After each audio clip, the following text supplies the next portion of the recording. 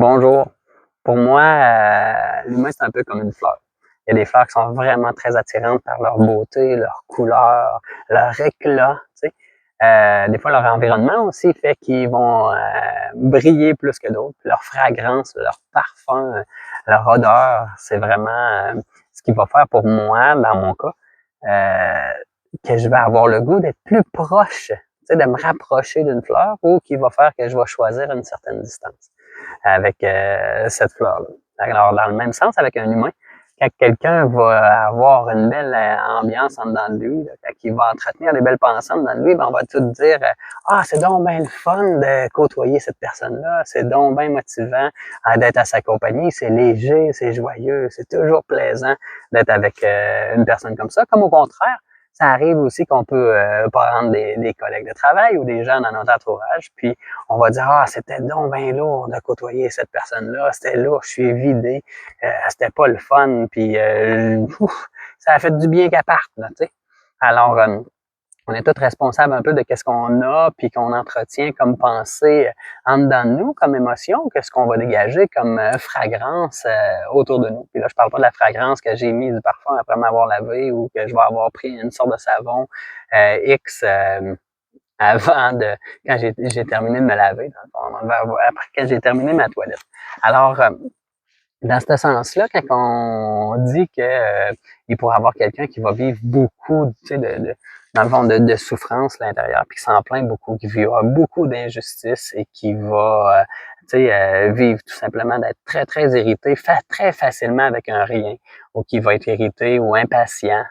C'est pas le fun à côtoyer à long terme.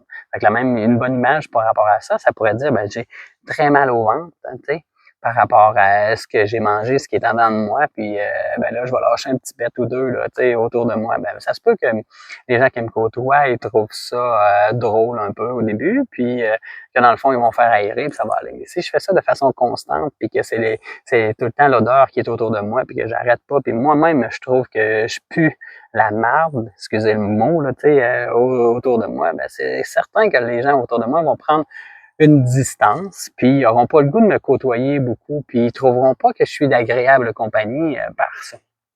Alors, on est tous un peu responsables de ce qu'on entretient comme discours interne. Puis, quand que j'ai autant de merde, si on veut, en dedans de moi, là, façon de parler, de sorte que ça crée une odeur, ça crée une ambiance autour de moi qui est pas le fun, ben j'ai le choix. Tu sais, je peux commencer au début par dire, ben je vais aller aux toilettes, puis je vais aller faire de la place pour faire sortir le méchant. Je peux aussi vérifier c'est quoi que je suis en train de m'alimenter, avec quoi que je me nourris, qui cause ces odeurs nauséabondes. Puis en tant que coach, ben bon, moi, c'est un peu mon rôle de dire ben, que je vais prendre quelqu'un en consultation privée pour l'aider à voir clair sur qu'est-ce qui se passe comme discours interne, pourquoi qu'on entretient ça, puis qu'est-ce qu'on peut utiliser comme outil pour pouvoir s'en libérer, puis vivre beaucoup mieux. On peut faire autant un soin énergétique, une libération émotionnelle, comme que j'ai déjà parlé dans d'autres vidéos. Et puis, on peut prendre, pour apporter du bien-être en dedans de soi, c'est ça qui va se dégager. Puis, on peut faire des consultations en constellation familiale qui vont nous permettre des fois de voir plus clair sur les schémas qu'on entretient en dedans de nous, puis de ce qui parfois ils viennent, fait que pouvoir mettre l'harmonie.